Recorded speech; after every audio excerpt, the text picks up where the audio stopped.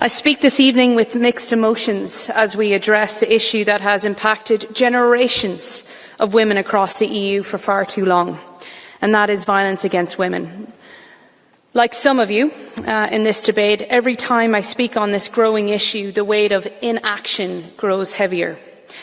Yet I'm also immensely proud of the Parliament's landmark legislative achievement passed in this last mandate, which is a bedrock of women's safety. As former Irish MEP Frances Fitzgerald outlined, the gender-based violence legislation represents a historic milestone in our EU's for women's right.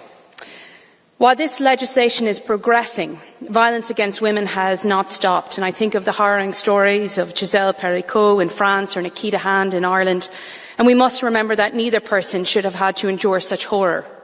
I think too of the strength of women in Poland fighting daily for their fundamental rights to autonomy to their own bodies, and the women in the United States who watch in disbelief as individuals and public representatives show blatant disregard for their rights and dignity.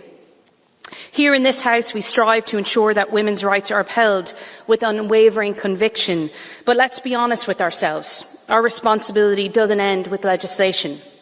Violence against women doesn't appear out of nowhere. It arises from deeply rooted sexism that pervades our culture, institutions and attitudes, and it simply must end. Thank you very much. Thank you very much.